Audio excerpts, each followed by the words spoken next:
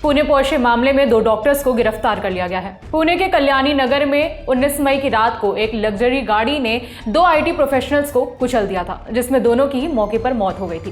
Porsche गाड़ी चलाने वाला 17 साल का एक नाबालिग लड़का था। एक्सीडेंट के बाद ससून हॉस्पिटल में नाबालिग लड़के का मेडिकल टेस्ट करवाया गया था। ब्लड सैंपल की जांच के बाद रिजल्ट आया था कि लड़के ने शराब नहीं पी रखी थी, लेकिन सोशल मीडिया पर बार का एक वीडियो वायरल हुआ। दावा किया गया कि यह वीडियो घटना के कुछ समय पहले का था।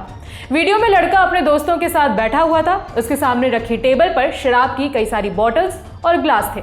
लड़के के हाथ में भी एक ग्लास देखा गया था। शक हुआ तो लड़के के ब्लड सैंपल की दोबारा से जांच की गई, जिसके बाद पता चला कि लड़के ने भी शराब पी हुई थी। अब ब्लड रिपोर्ट के साथ हेराफेरी करने वाले 2 डॉक्टर्स को गिरफ्तार कर लिया गया है। मामले में पुणे पुलिस कमिश्नर अमितेश कुमार ने क्या बताया, वो सुनिए। जो डॉक्टर हैं जिन्होंने सील करके ये रिपोर्ट फोरेंसिक को भेजी थी, उनको कल हमने डिटेन किया था।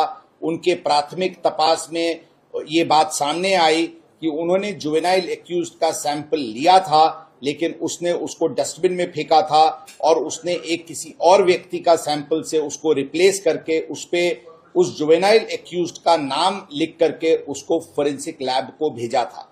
ये चीज उसने डॉक्टर अजय टावरे के ससून हॉस्पिटल के एचओडी फोरेंसिक मेडिसिन के हैं, उनके कहने पे और उनके द्वारा और ये सब मिलके क्रिमिनल कॉन्स्पिरेसी करके ये कंडक्ट उनकी हुई थी।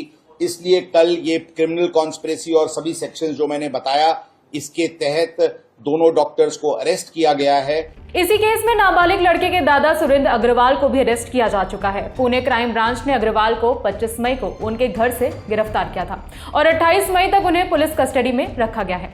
उन पर आरोप है कि उन्होंने ड्राइवर गंगाराम को धमकाया और उसे पुलिस के सामने ये बयान देने के लिए मजबूर किया कि एक्सीडेंट के समय उनका नाबालिग पोता नहीं बल्कि गंगाराम गाड़ी चला रहा था। रिपोर्ट के मुताबिक ड्राइवर गंगाराम को अग्रवाल के घर पर 2 दिनों तक रखा गया था, जिसके बाद उसकी पत्नी और रिश्तेदारों ने उसे वहां से बचाया। केस में लड़के के पिता को भी 21 मई को गिरफ्तार किया गया था। उनके खिलाफ जुवेनाइल जस्टिस एक्ट की धाराओं के तहत केस दर्ज हुआ था। मामले में दर्ज एफआईआर के मुताबिक नाबालिग के पास लीगल ड्राइविंग लाइसेंस नहीं है, इसके बाद भी उसके पिता ने उसे कार दे दी थी। नाबालिग को शराब परोसने के लिए बार के मालिक और कर्मचारियों के खिलाफ भी केस दर्ज किया गया था। जानकारी के लिए बता दें कि एक्सीडेंट में जान गंवाने वाले मृतकों की पहचान अनीश अवधिया और अश्विनी ओष्टा के तौर पर हुई थी। 17 साल के नाबालिग लड़के पर कार से एक्सीडेंट करने का आरोप लगा था। लड़के को हिरासत में लेने के 14 घंटे के भीतर ही कुछ शर्तों के साथ उसे बेल दे दी गई थी। 300 शब्दों का एक निबंध, 15 दिनों तक ट्रैफिक पुलिस के साथ काम, मनोचिकित्सक से इलाज और नशा मुक्ति केंद्र में पुनर्वास, ये कुछ शर्तें थी जिनके तहत लड़के को बेल दे दी गई। ये खबर जैसे ही सोशल मीडिया में आई, देश भर में हंगामा मच गया। मामले को बढ़ता देख पुलिस और सरकार एक्शन मोड में आ गए। कोर्ट की तरफ से आरोपी लड़के की जमानत को रद्द कर दिया गया और उसे जुवेनाइल जस्टिस बोर्ड ने 5 जून तक चिल्ड्रन ऑब्जर्वेशन सेंटर में भेजने का आदेश दिया था और अब केस में 2 डॉक्टर्स को भी गिरफ्तार कर लिया गया है। मामले पर हमारी नजर बनी हुई है। आगे जो भी अपडेट आएगा हम आप तक पहुंचाएंगे। मेरा नाम है विभावरी। बाकी खबरों के लिए देखते रहिए दी ललन टॉप। शुक्रिया।